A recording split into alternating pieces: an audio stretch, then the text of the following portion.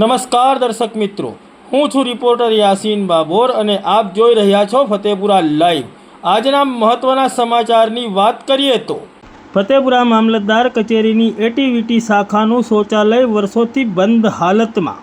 ATVT શાખામાં રોજના હજારોની સંખ્યામાં આવતા મુલાકાતીઓ, લાભાર્થીઓ અને અરજદારોને પારાવાર મુશ્કેલીઓ। ફતેપુરા તાલુકાના મુખ્ય મથક ફતેપુરા ખાતે મામલતદાર કચેરીની બાજુમાં ફતેપુરા તાલુકાનું એટીવીટી કેન્દ્ર બનાવવામાં આવેલું છે। આ એટીવીટી કેન્દ્રની પાછળના ભાગે બનાવવામાં આવેલું એટીવીટી કેન્દ્રનું શૌચાલય વર્ષોથી બંધ હાલતમાં જોવા મળી રહ્યું છે, જેના પગલે આ એટીવીટી કેન્દ્રમાં આવતા રોજના હજારો મુલાકાતીઓ, લાભાર્થીઓ તેમજ અરજદારોને પારાવાર મુશ્કેલીઓ પડી રહી છે। આપ અહીં દ્રશ્યોમાં જોઈ શકો છો તે રીતે આ એટીવીટી કેન્દ્રના પાછળના ભાગે જે તે વખતે શૌચાલય બનાવવામાં આવ્યું હતું, પરંતુ આ શૌચાલય વર્ષોથી તાળાબંધ હાલતમાં જોવા મળી રહ્યું છે, જેના પગલે અહીં ઝાડી ઝાખરા પણ ઉગી નીકળવા પામ્યા છે। શૌચાલયમાં જવાની વાત તો દૂર, શૌચાલય પાસે જવું પણ મુશ્કેલ છે। ત્યારે વર્ષોથી આ શૌચાલયને કેમ બંધ રાખવામાં આવ્યું છે તેવા લોક પ્રશ્નો ઉઠવા પામ્યા છે। ફતેપુરા તાલુકાનું મુખ્ય મથક ફતેપુરા હોવાથી અહીં ફતેપુરા તાલુકાની મોટા ભાગની કચેરીઓ કાર્યરત છે, જે અંતર્ગત ફતેપુરા તાલુકાનું એટીવીટી કેન્દ્ર પણ અહીં ફતેપુરા ખાતે કાર્યરત છે।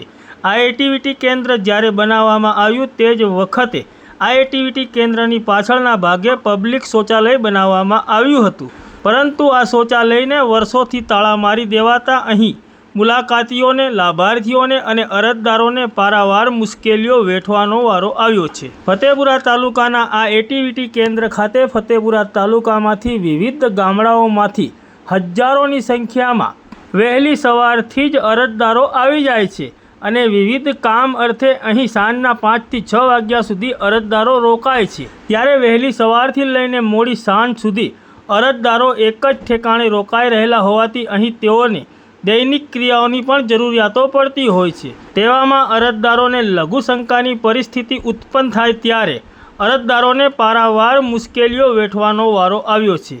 ત્યારે અહીં આવતા પુરુષ અરજદારો તો ગમે ત્યાં પેશાબ પાણી કરી લે છે, પરંતુ અહીં આવતી મહિલા અરજદારોને પારાવાર મુશ્કેલીઓ વેઠવી પડે છે। આપ અહીં દ્રશ્યોમાં જોઈ શકો છો તે રીતે એટીવીટી કેન્દ્રના પાછળના ભાગે આવેલા આ શૌચાલય સુધી પહોંચવાના રસ્તા ઉપર ઠેર ઠેર ઝાડી ઝાખરા ઉગી નીકળ્યા છે। અહીંથી પસાર થવા માટે માત્ર એક પગદંડી જ બચવા પામી છે। ત્યારે અહીં આવતા અરજદારોને પારાવાર મુશ્કેલીઓ વેઠવાનો વારો આવ્યો છે। ફતેપુરા તાલુકા વહીવટી તંત્ર દ્વારા આ બાબતની ગંભીર નોંધ લેવામાં આવે અને આ શૌચાલય કેમ વર્ષોથી બંધ રાખવામાં આવ્યું છે તેની તપાસ કરવામાં આવે અને આ શૌચાલયમાં જે પણ કંઈ કામગીરી બાકી હોય અથવા તો કોઈ સગવડ ખૂટતી હોય તે સગવડ કરીને તાત્કાલિક આ શૌચાલય શરૂ કરવામાં આવે તેવી પ્રબળ લોક માંગ ઉઠવા પામી છે। આપ અહીં દ્રશ્યોમાં જોઈ શકો છો એ રીતે ફતેપુરા એટીવીટી કેન્દ્ર ખાતે રોજના હજારોની સંખ્યામાં પુરુષો અને મહિલાઓ, લાભાર્થીઓ, અરજદારો તેમજ મુલાકાતીઓ આવે છે અને વહેલી સવારથી લઈને મોડી સાંજ સુધી વિવિધ કામો અર્થે રોકાય છે। ત્યારે સમગ્ર દિવસ દરમિયાન અરજદારોને વિવિધ સમસ્યાઓનો સામનો કરવો પડે છે। ત્યારે આ શૌચાલય શરૂ કરવામાં આવે તો અહીં આવતા મહિલા તેમજ પુરુષ અરજદારોને થોડા ઘણા અંશે રાહત થાય તેમ છે। ત્યારે અહીં પ્રશ્ન એ ઉપસ્થિત થાય છે કે સરકાર દ્વારા લોકોની સુખાકારી માટે કરવામાં આવતી વિવિધ સગવડોનું કેમ આવી રીતે ઉલ્લંઘન કરવામાં આવે છે અને અવગણના કરવામાં આવે છે। અહીં આપ દ્રશ્યોમાં જુઓ તે રીતે શૌચાલયની આગળ, પાછળ, આજુબાજુ ચારે બાજુ ઝાડી ઝાખરા ઉગી નીકળ્યા છે અને શૌચાલય ઉપર તાળું લટકતું જોવા મળી રહ્યું છે। ત્યારે સરકાર દ્વારા લાખો રૂપિયાના ખર્ચે બનેલા આ શૌચાલયને તાત્કાલિક ચાલુ કરવામાં આવે તો અહીં આવતા અરજદારો, લાભાર્થીઓ અને મુલાકાતીઓને થોડા ઘણા અંશે રાહત થાય તેમ છે। લાગતા વળગતા વહીવટીતંત્ર દ્વારા આ બાબતની ગંભીર નોંધ લેવામાં આવે અને આ શૌચાલયને શરૂ કરવામાં આવે તેવી પ્રબળ લોક માંગ ઉઠવા પામી છે।